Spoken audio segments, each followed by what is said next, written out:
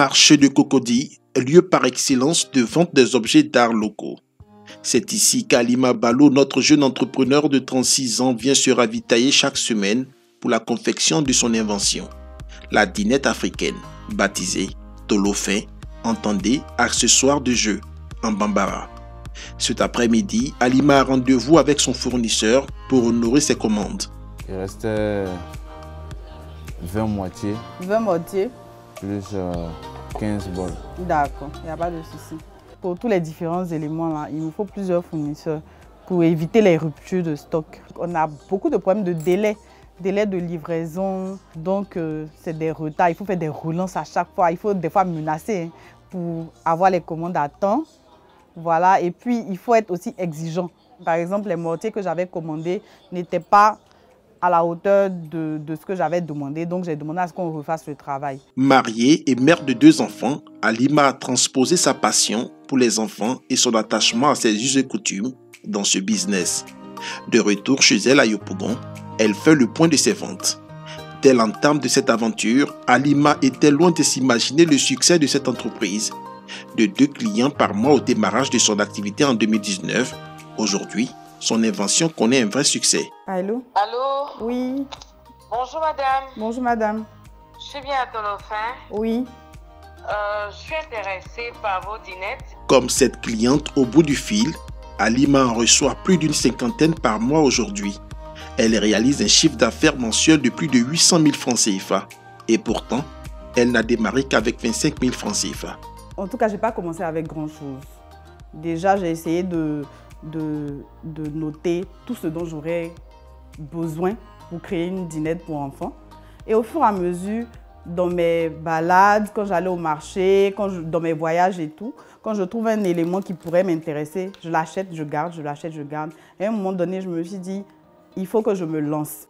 Malgré son emploi salarié, en qualité d'auditeur dans une multinationale, Halima croit fermement à la flamme entrepreneuriale qui l'habite. Bon, déjà, il faut savoir que l'entrepreneuriat, c'est pas... On n'y va pas, dans un premier temps, pour être riche. On y va par passion, par quelque chose qui nous passionne et qu'on a envie de partager avec d'autres personnes. Voilà, donc c'est par ça qu'on commence. Soucieuse du respect de l'environnement, elle ambitionne de participer à un vaste projet de reboisement, manière pour elle d'assurer la durabilité de son activité. Entre son boulot à plein temps, sa vie de famille et son business, notre jeune entrepreneur s'organise pour accorder une proximité de choix à ses clients. Ce matin, elle se charge de livrer elle-même à cette cliente. Le livreur n'a pas pu arriver, donc je suis venue moi-même vous livrer. Donc ça fait 20 000 francs. Merci beaucoup. J'espère que la petite va apprécier. En tout cas, elle va apprécier. Ça fait preuve de créativité. C'est un beau talent. Et puis je voulais aussi inculquer des valeurs africaines à mes enfants, pour ne pas que les enfants perdent la connaissance de leur origine. Au nombre des pièges révélés dans le parcours d'un entrepreneur, vient en pole position le plagiat des projets.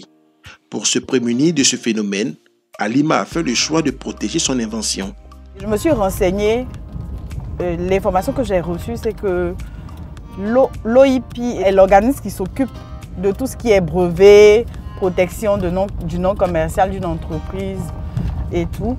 Et donc aujourd'hui, j'ai décidé de m'y rendre pour avoir plus d'informations. Aujourd'hui, elle a rendez-vous à l'Office ivoirien de la propriété intellectuelle, OIP. Ne dit-on pas qui veut aller loin ménage sa monture? C'est pas fréquent, surtout pour les jeunes. Ceux qui viennent nous voir, c'est déjà des entreprises installées qui, dans la progression de leur activité, pensent à la protection intellectuelle de leurs acquis, à la propriété intellectuelle de leurs acquis. Les jeunes, c'est rare. J'ai déjà fait plusieurs interventions dans plusieurs forums où j'ai conseillé aux jeunes entrepreneurs de penser à la propriété intellectuelle dès lors qu'ils veulent commencer une activité. C'est la première des choses. Comme je viens de le dire, ils vont faire l'activité sous un nom. Il faut protéger le nom. Ensuite, ils auront peut-être un concept à protéger. Et donc, madame, ce que je vous conseillerais, c'est de présenter un dossier complet. Et donc, en fonction de ce que vous allez présenter, proposer à protéger, vous aurez un dossier à remplir, un dossier technique. Sortie de sa zone de confort pour explorer d'autres voies, même les plus incertaines, Halima Ballo est sûre d'une chose, se donner les moyens pour réaliser un rêve, celui de promouvoir ses us et coutumes en impactant sa communauté. Et pour cela, elle ne compte rien lâcher. Michelle Obama disait, « La réussite ne se mesure pas à l'argent que vous gagnez, mais à votre capacité à changer les vies des gens. »